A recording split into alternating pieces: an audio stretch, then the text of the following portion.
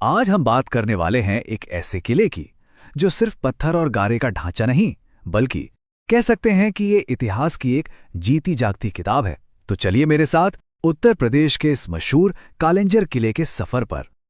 जरा सोचिए, एक ऐसा किला जो चुपचाप खड़ा सदियों तक बड़े बड़े साम्राज्यों को बनते और बिखरते देखता रहा। एक ऐसा मूक गवाह जो आज भी अपनी दीवारों में हजारों कहानियां समेटे हुए हैं।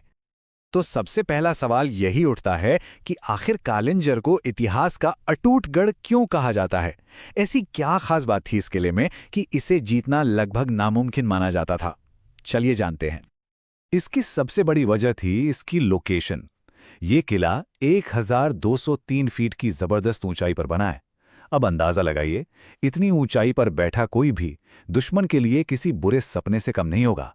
यहां से पूरे इलाके पर नजर रखना इतना आसान था कि ये इसे एक बेजोड़ स्ट्रैटेजिक एडवांटेज देता था। और बस इसी एक वजह से नहीं, बल्कि कई कारणों से इसे मध्य भारत का सबसे मजबूत किला माना जाता था। इतिहास उठाकर देख लीजिए, बड़े बड़े बादशाहों ने इसे जीतने की कोशिश की, पर यह किला अपनी जगह पर हमेशा अड़े खड़ा रहा।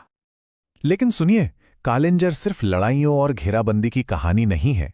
इसका एक आध्यात्मिक पहलू भी है। एक दिल है जो नीलकंठ मंदिर में धड़कता है। तो अब जरा किले के इस शांत और पवित्र कोने में चलते हैं। किले के ठीक अंदर भगवान शिव का एक बहुत ही प्राचीन मंदिर है, और इसकी दीवारों पर जो नक्काशी है वो वाकई देखने लायक है। ये चंदेल राजाओं के समय की है। अरे हाँ, ये वही चंदेल शासक हैं जिन्होंने खजुराहो के मंदिर बनवाए थे। तो आप समझ सकते हैं कि उनकी कला की छाप यहाँ कितनी गहरी और साफ नजर आती है। अच्छा, इस मंदिर को और भी ज्यादा पवित्र बनाती हैं दो चीजें। एक तो यहाँ एक बहुत ही प्राचीन शिव प्रतिमा है, और दूसरी एक प्राकृतिक पानी की धारा जो पता नहीं कहां से लगातार बहती रहती है। इन दोनों की वजह से ये जगह एक बहुत बड़ा तीर्थ स्थल भी है। चलिए अब मंदिर की शांति से वापस चलते हैं किले के उस पहलू की तरफ जिसने इसे इतिहास में हमेशा के लिए अमर कर दिया। ये वो युद्ध भूमि है जहां भारत का इतिहास कई बार बदला। ये किला 1000 साल से भी ज्यादा पुराना है। इसकी शुरुआत चंदेल राजाओं के गढ़ के तौर पर हुई थी, और तब से लेकर आज तक इसने न जाने कितने ही युद्ध देखे हैं, अनगिनत लड़ाइयां। लेकिन साल 1545 में एक ऐसी घटना हुई जिसने इस किले के इतिहास को हमेशा के लिए बदल कर रख दिया। जी हां, मशहूर सम्राट शेरशाह सूरी 1545 में इसी किले की घेराबंदी के दौरान उनकी मौत हो गई थी। अब यह कोई छोटी मोटी घटना नहीं थी।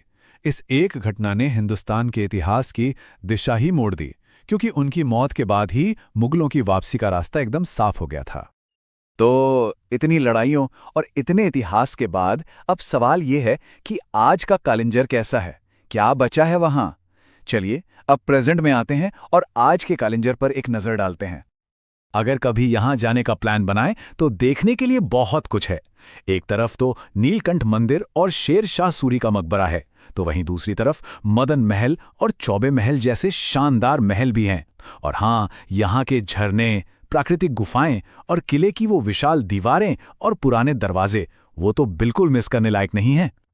और एक चीज, जब किले के सबसे ऊपरी हिस्से पे पहुंचेंगे ना, तो वहां से पूरे बुंदेलखंड का जो नज़ारा दिखता है ना, वो बस कमाल का है। दूर दूर तक फैले हुए जंगल और छोटे छोटे गांव, सब एक फ्रेम में। जो लोग फोटोग्राफी के शौकीन हैं, उनके लिए तो ये जगह किसी जन्नत से कम नहीं। अच्छा, अगर जाने का मन बन ही रहा है तो कुछ जरूरी बातें जान लीजिए। किला सुबह 6 बजे से शाम 6 बजे तक खुला रहता है।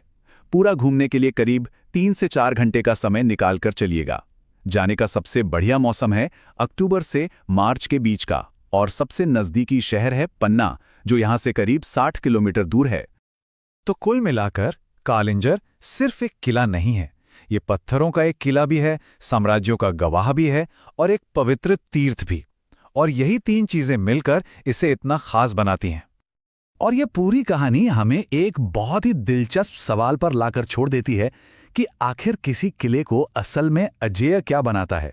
उसकी ऊंची दीवारें और मजबूत पत्थर, या फिर उसकी दीवारों में कैद कहानियां? इस पर सोचिएगा जरूर।